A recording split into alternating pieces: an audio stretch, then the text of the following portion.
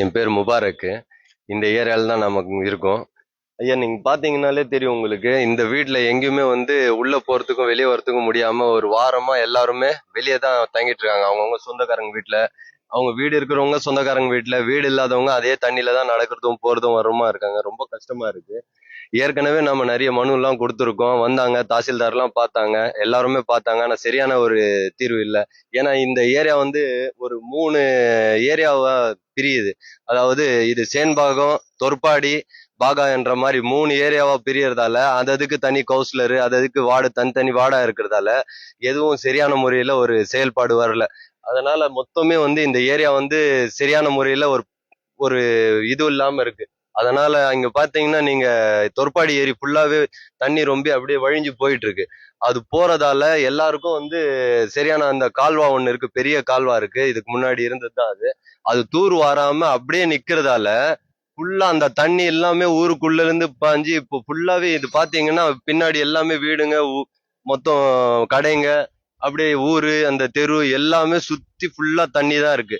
அது தண்ணி இந்த பக்கம் எல்லாம் ஊருக்குள்ள இருந்து வர்றதால நம்மளுக்கு ரொம்ப பாதிக்கப்படுறோம். இத நம்ம நம்ம ஊருடைய எம்எல்ஏ அவங்க பார்த்து நம்மளுக்கு ஏதாவது ஒரு நல்ல ஒரு வழியை கண்டு சொன்னாங்கன்னா நல்லா இருக்கும். இது பார்க்காம அப்படியே இருக்காங்க. இது வரைக்கும் அவங்க பெரிய இடத்துல யாரும் பார்க்கல. தாசில்தார் தான் வர்றாரு, அதுக்கப்புறமா சில அதிகாரிகள்லாம் வர்றாங்க, பாக்குறாங்க. ஆனா அவங்க எதுவும் செய்ய முடியல அவங்களால. இதுக்கு சரியான ஒரு தீர்வு கண்டா எல்லாருக்கும் நல்லா இருக்கும் நம்மளுக்கு. இது ரொம்ப ரொம்ப கஷ்டமா இருக்கு இங்க இருக்கிறதுக்கே. அவங்க கொஞ்சம் நம்மள ஏதாவது பண்ணாங்கன்னா நல்லா இருக்கும். என் பேர் சையத் அஃப்ரோஸ் சார். நான் இந்த ஏரியால தான் இருக்கிறேன். இங்க பாத்தீங்கன்னா எப்பவுமே மழை வந்தா ஒரு முறை தான் மழை பெய்யும். ஆனா பாத்தீங்கன்னா தண்ணி எப்ப பார்த்தாலும் கிட்டத்தட்ட ஒரு 15 நாள்னா கூட தண்ணி அப்படியே போயினே இருக்கும்.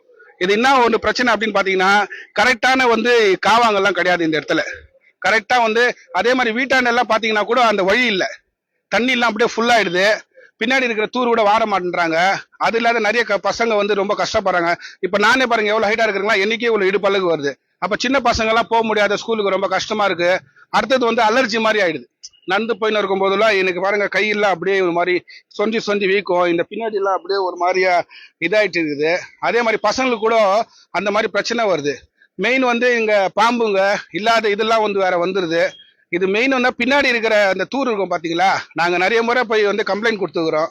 அவங்க கம்ப்ளைண்ட் கொடுத்தா கூட அவங்க அது கரெக்டான ஒரு ப்ரொசீஜர் இருக்கும் பாத்தீங்களா, அது ஃபாலோ பண்ண மாட்டாங்க. சீஃப் மினிஸ்டர் கூட பாத்தீங்கன்னா அதுல ஒரு நிறைய இது கொடுத்துக்கிறாங்க. நாங்க கம்ப்ளைண்ட் எல்லாம் கொடுத்து ரிஜிஸ்டர் பண்ணிக்கிறோம். அவங்க வராங்க பாக்குறாங்க. அப்புறமா இங்க இருக்கிற கவுன்சிலர் எல்லாம் இருக்கும் பாத்தீங்களா, அவங்க எல்லாம் பண்றாங்க. பட் அவங்க எவ்வளவுதான் பண்ண முடியும் அவங்களால எல்லாம் பாருங்க. ரெண்டாவது இங்க இது பாத்தீங்கன்னா இப்போதான் அந்த தண்ணி ஜாஸ்தி ஆயிடுச்சு. இங்கேயோ நேற்று ஒரு 3 நாள் 4 நாள் டெட் ஆயிடுச்சு. அந்த இடத்துல பாத்தீங்கன்னா அவங்களால முடியல, அப்படியே மெதுக்குது. ஜேசிபி கூட்டின்னு அவங்கள சொந்த காசு கொடுத்து கிளியர் பண்றாங்க.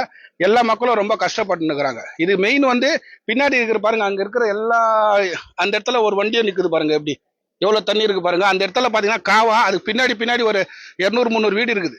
இது எல்லாமே யாருமே வெளியே வரல. மெயினா இப்போ வீட்டு வெளியே கூட வரல. இப்ப எதனா சாப்பாடு எதனா வாங்கினா எதனா போனோம்னா கூட இங்க இருந்து வரது கூட பயப்படுறாங்க. ஏன்னா நம்ம நடந்து போனோம் எதுனா. இப்ப என்னைக்கு அந்த மாதிரி பிரச்சனை ஆயிடுச்சு பாத்தீங்களா, அந்த மாதிரி எல்லாம் ஒரு பிரச்சனை நடக்குது. இதுக்கு எதனா ஒரு ஸ்டெப் எடுத்து உடனே தீர்வு வரணும் இதுக்கு.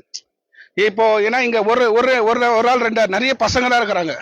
பின்னாடி வீடு நிறைய இருக்குது. இங்காவது கொஞ்சம் ஃப்ரண்ட்டுங்களா, இங்காவது கொஞ்சம் ஒரு இடத்துல எல்லாம் குழி எல்லாம் இருக்குது தெரியும். பின்னாடி எல்லாம் போனீங்கன்னா சுத்தமா தெரியாது. முள் செடி மாதிரி எல்லாம் அந்த மாதிரி இருக்குதுங்களா, அதுல வீடு கட்டிக்கிறாங்க. கொஞ்சம் நிறைய பேர் அங்க இருக்குது. பட் காவா சுத்தமா இல்ல.